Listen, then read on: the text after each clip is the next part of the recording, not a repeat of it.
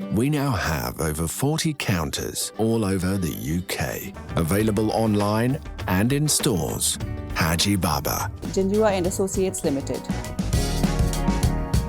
Cool Max. बिस्मिल्लाहिर्रहमानिर्रहीम। अस्सलाम वालेकुम नाज़रीन, समीना खान आपके सामने हाजिर एक और वीडियो के साथ। और सबसे पहले आज के प्रोग्राम में आपको मैं दूंगी ब्रेकिंग न्यूज़, और वो ये है कि जनरल आसिम सलीम बाजवा, जिन पर करप्शन के इल्ज़ाम लगाए गए थे और उनके खिलाफ बहुत से डॉक्यूमेंट्स लीक भी हुए थे, बहुत शोर पड़ा सोशल मीडिया पे पाकिस्तान में भी, लेकिन उन्होंने अपना एक इस्तीफ़ा इमरान खान को पेश किया, जो कि वो मुआविन ख़ुसूसी थे इमरान खान के। लेकिन इमरान खान ने उस वक्त उनका इस्तीफ़ा लेने से मना कर दिया, और वजह ये बताई क्योंकि जनरल साहब ने जो एक्सप्लेनेशन दी थी टेलीविज़न पे और ट्विटर पे अपने बिज़नेस के हवाले से, उन्होंने कहा कि मैं मुतमईन हूँ उनकी इस एक्सप्लेनेशन से, और इसलिए मैं इनका इस्तीफ़ा एक्सेप्ट नहीं करूँगा और वो अपनी ड्यूटी एज़ यूजुअल ज्वाइन करें। जनरल साहब ने अपनी ड्यूटी एज़ यूजुअल ज्वाइन कर ली थी, लेकिन आज जनरल आसिम सलीम बाजवा ने ये खबर ब्रेक की है कि इमरान खान ने, जो कि प्राइम मिनिस्टर पाकिस्तान के, उन्होंने उनका इस्तीफ़ा मंजूर कर लिया है और वो अब इमरान खान के मुआविन ख़ुसूसी नहीं हैं। काफ़ी रोज़ लगे इमरान खान को ये बात समझाने में और मनाने में, लेकिन बिलाखिर उन्होंने उनकी जो गुजारिश थी वो एक्सेप्ट कर ली। ये एक अच्छी खबर है और ऐसा होना भी चाहिए था कि अगर आपके ऊपर करप्शन के इल्ज़ामात हैं, जब तक आप अपने आप को उन इल्ज़ामात से क्लियर नहीं करते, अगरचे कि जनरल साहब से किसी ने अभी तक मज़ीद एक्सप्लेनेशन नहीं मांगी है और ना मैंने कोई ऐसी खबर सुनी है, ना ऐसी कोई डेवलपमेंट देखी है जिसमें लगता कुछ ऐसे कि उनके खिलाफ कोर्ट में कोई केस चल रहा है या किसी ने कोई सो मोटो एक्शन लिया है या कहीं कोई इस केस की पैरवी कर रहा है कि जनरल साहब को अपनी एक्सप्लेनेशन देनी पड़े। ऐसी बात तो कहीं नज़र नहीं आ रही, लेकिन उसके बावजूद उन्होंने 2 ओहदों में से एक ओहदा छोड़ना मुनासिब समझा। दूसरा ओहदा उनके पास, क्योंकि वो CPEC अथॉरिटी के चेयरमैन भी हैं, वो उन्होंने ओहदा अपने पास रखा है, लेकिन मामले खसूसी के ओहदे से उन्होंने इस्तीफा दिया और इमरान खान ने आखिरकार उनका जो रेजिग्नेशन था वो आज एक्सेप्ट कर लिया। अब इसमें बहुत सी बातें जो हैं वो काबिल गौर हैं, बल्कि बहुत से सवालात हैं जो अब जन्म लेंगे और बहुत से लोग ये सवालात पूछेंगे भी। पहला सवाल तो ये होगा कि आखिर इतने रोज़ क्यों लगे जनरल साहब को ये बात इमरान खान को समझाने में कि उनका इस्तीफ़ा मंजूर कर लिया जाए और उनका इस ओहदे से सबकदोश होना ही ज़रूरी है, और इसमें उनकी भी आफ़ियत है और हुकूमत की भी आफ़ियत इसी में है। दूसरी वजह ये कि आज ही के दिन उनका इस्तीफ़ा मंजूर क्यों किया गया, और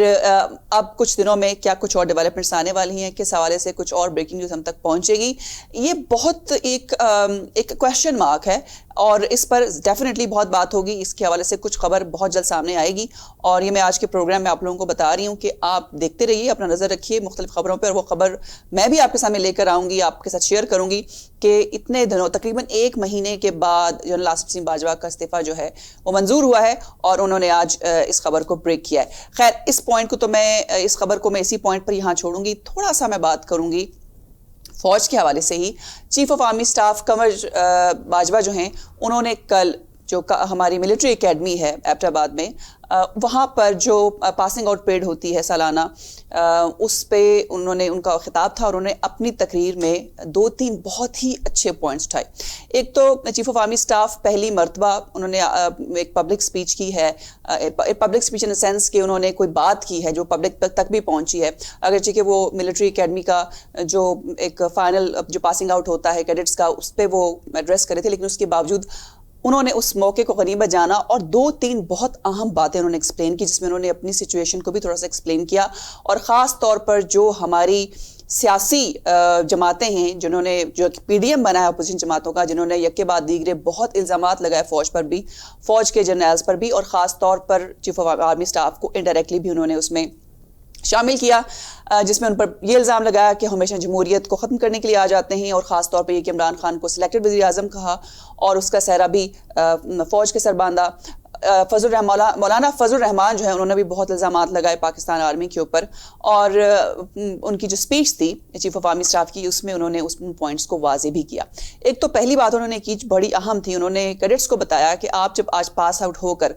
मिलिट्री को बाकायदा ज्वाइन करेंगे तो एक बात याद रखिएगा कि आपके पैदा होने से पहले भी जो फ़ौज थी, जो पाकिस्तानी फ़ौज तब भी मौजूद थी, और हमारी जितनी भी सक्सेसेस हैं और जितनी भी फ़ौज की फेलियर्स हैं, भले वो आपके पैदा होने से पहले की हैं, लेकिन आज जब आप पाकिस्तान की मिलिट्री ज्वाइन करेंगे تو وہ تمام سکسیسز اور وہ تمام فیلیئرز بھی آپ کے کھاتے میں ڈال دی جائیں گی. اور ایز اے سولجر جب سرو کریں گے اور پاکستان فوج کو چھوڑ کر چلے بھی جائیں گے, ریٹائر ہو جائیں گے, تو آپ کی ریٹائرمنٹ کے بعد بھی جو آپ کی اچیومنٹس ہوں گی, جو آپ کے فیلیئرز ہوں گے, وہ آپ کا پیچھا کرتے رہیں گے. انڈائریکٹلی انہوں نے یہ کہا کہ آپ کچھ بھی کر لیں, being a part of Pakistan army, آپ کو ہمیشہ اپنے تمام ڈیڈز کا, آپ کو ہمیشہ اپنے تمام ایکشنز کا جواب دینا پڑے گا اور آپ اس میں ڈائریکٹلی یا انڈائریکٹلی انوالو ہوں گے. دوسری بات جو بہت عام تھی جو انہوں نے کیڈٹس کو بتائی وہ یہ تھی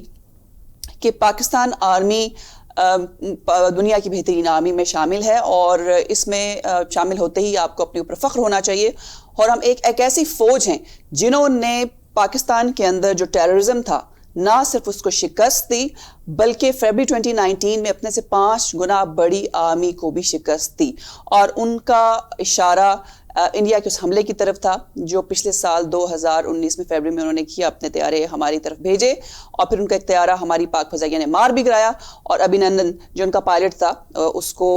اریسٹ بھی کیا اور اس کے بعد اس کو واپس انڈیا کے حوالے بھی کیا. تیسری بات انہوں نے جس کی طرف اشارہ کیا وہ ہائبرڈ طاقتیں تھیں, جن طاقتوں کو انہوں نے ہائبرڈ کہا. انہوں نے کوئی نام نہیں لیا پر انہوں نے یہ کہا کہ اگرچہ کہ آج کل ہائبرڈ وار چل رہی ہے جس میں پاکستان آرمی کو تو نقصان نہیں پہنچایا جا سکتا یا پاکستان آرمی کے خلاف لڑا نہیں جا سکتا, لیکن اس ہائبرڈ وار کی وجہ سے لوگوں کے ذہنوں میں یہ سوچ ڈالی جا رہی ہے کہ اس ملک میں کچھ اچھا نہیں ہو سکتا, بلکہ میں یہ کہوں گا کہ اس ملک میں سب کچھ اچھا ہوگا.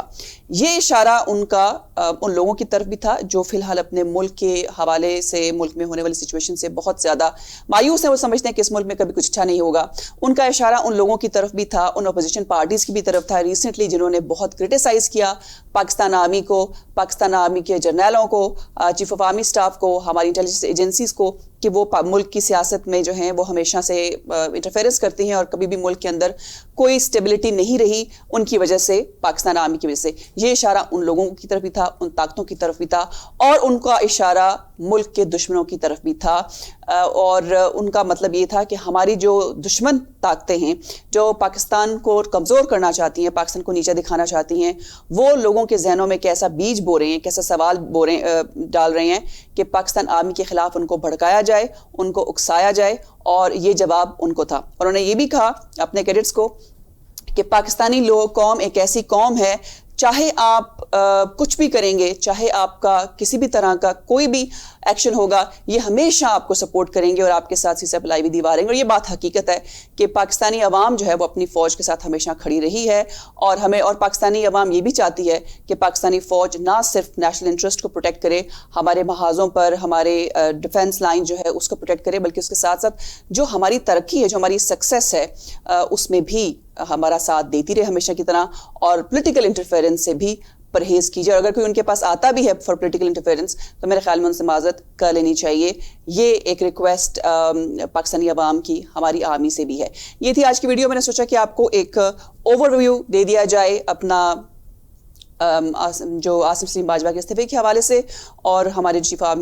آف آرمی سٹاف ہیں انہوں نے جو ملٹری اکیڈمی سے جو خطاب کیا وہ بہت معنی خیز تھا. اگر آپ نے ان کی تقریر نہیں سنی تو پلیز ان کی اسپیچ ضرور سنیے گا اور اس کو انڈرسٹینڈ کیجیے گا. جاتے جاتے ایک اور خبر میں آپ کے ساتھ شیئر کرنا چاہوں گی, وہ بہت ہی اہم ہے. وہ اہم اس لیے ہے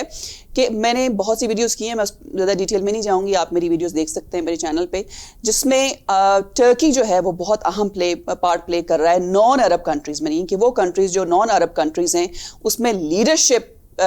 کے طور پر ایز اے لیڈر ٹرکی جو ہے وہ ابھر رہا ہے. اور جو ٹرکی کے صدر ہیں رجب طیب اردگان, جن سے کہ انڈیا بھی ناراض ہے, امریکہ بھی ناراض ہے, اسرائیل بھی ناراض ہے, اور جو عرب ممالک ہیں وہ بھی ناراض ہیں, کیونکہ ان کی کوشش اس طرح کی ہے کہ وہ سلطنت عثمانیہ کو دوبارہ سے اس کا ریوائول کرنا چاہتے ہیں. ریسنٹلی ان کی ایک اسٹیٹمنٹ بڑی ہٹ ہوئی, اسرائیل نے اس پہ بہت انہوں نے غصہ کھایا, بڑا برا منایا, جس میں انہوں نے کہا تھا کہ یروشلم جو ہے وہ سلطنت عثمانیہ کا حصہ تھا اور ہم اس کو لے کر رہیں گے, جس پر اسرائیل بہت سیخپا ہوا. لیکن ایک قطر نے امریکہ سے ڈیمانڈ کیا ہے کہ جو F-35 طیارے ہیں وہ ان کو دیے جائیں, جس پہ اسرائیل نے اس پر بہت زیادہ ہنگامہ کھڑا کیا ہے. اور انہوں نے امریکہ سے یہ براہ راست سوال کیا ہے کہ کن بیسس کے اوپر آپ قطر کو یہ طیارے پرووائڈ کر رہے ہیں, کیونکہ ڈیفینیٹلی اسرائیل کو یہ خوف ہے کہ اگر یہ ٹیکنالوجی قطر کے ہاتھ لگے گی. قطر ابھی ریسنٹلی ٹرکی کے پریزیڈنٹ نے قطر کا دورہ دورہ بھی کیا ہے اور ان کو یہ سپورٹ پرووائڈ کی, ان کو یہ ایشورنس بھی دی کہ اگر ان طیاروں کی ٹریننگ کے لیے, ان کو چلانے کے لیے ان کو پائلٹس چاہیے ہوں گے یا ٹریننگ چاہیے ہوگی تو ٹرکی قطر کی مدد کرے گا. تو اس وجہ سے اسرائیل نہیں چاہتا کہ امریکہ یہ طیارے قطر کو دے اور قطر جو ہے ٹیکنالوجی ٹرکی کو دے. جب ٹرکی کے پاس آئے گی تو پاکستان کے پاس جانے کا خدشہ ہے, اور جب پاکستان کے پاس جائے گا تو چائنا وہ ٹیکنالوجی لے لے گا, اور چائنا کیونکہ ماسٹر ہے تمام ٹیکنالوجیز کو کاپی کرنے میں, تو وہ ٹیکنالوجی بھی کاپی کر لے گا, جیسے کہ الزام لگایا گیا ہے چائنا پہ بہت مرتبہ اسرائیل کی طرف سے بھی, امریکہ کی طرف سے بھی, کہ ان کے بہت سے جو میزائل ٹیکنالوجی ہے اور جو ان کی اسٹیلتھ ٹیکنالوجی ہے اس کو چائنا نے کاپی کیا اور ڈفرینٹ کنٹریز کو پرووائڈ بھی کیا ہے. تو یہ بھی ایک بہت اہم خبر ہے کیونکہ ٹرکی اپنی ٹیکنالوجی میں بہت زیادہ آگے جا رہا ہے. خاص طور پر ریسنٹلی جو ڈرونز دیے ہیں ٹرکی نے آذربائیجان کو, آذربائیجان اور آرمینیا کی جنگ کے دوران, اور آذربائیجان نے اپنی جو اس کی جیت ہوئی آرمینیا کے خلاف, انہوں نے اس بارے میں کہا ہے کہ اگر ان کے پاس ٹرکی کے دیے ہوئے ڈرونز نہ ہوتے تو وہ آرمینیا کے خلاف جنگ نہ جیت سکتے. اور دنیا بھر میں ٹرکی کے ڈرونز کی جو ڈیمانڈ ہے وہ بڑھ گئی ہے, اور اسرائیلی ڈرونز جو ہیں وہ کافی لیٹ ڈاؤن ہوئے, اور اس پہ بھی اسرائیل کو غصہ ہے. یہ بھی ایک اہم خبر ہے ہمارے حصے کی طرف. ہمارے جو جیو پولیٹیکل سچویشن ہے جہاں پر ٹرکی, اور میں پہلے بھی آپ کو بتا چکی ہوں کہ ٹرکی, اس میں قطر شامل ہے, پھر اس کے بعد ملیشیا اس میں شامل ہے, پاکستان اور ایران, یہ ایک نیا بلاک جو ہے بننے جا رہا ہے, جس کے بارے میں کہ اگرچہ کہ آفیشیلی ابھی تک انفارمیشن نہیں آئی ہے, لیکن اب تک کی جو سچویشن ہے اس کو دیکھ کے لگتا ہے کہ ایک نیا بلاک بننے جا رہا ہے, اور یہ نیا بلاک نان عرب کنٹریز کا بلاک ہوگا, اور اس میں ٹرکی جو ہے ان کو لیڈ کرے گا. یہ ویڈیو اگر آپ کو پسند آئی ہے تو اس کو لائک اور شیئر ضرور کیجیے گا, میرا چینل سبسکرائب ضرور کیجیے, اور بیل آئیکن بھی پریس کریں تاکہ آپ کو مزید پروگرامز کے نوٹیفیکیشنز ملتے رہیں. یہ تھا آج کا پروگرام, پھر ملیں گے. اللہ حافظ.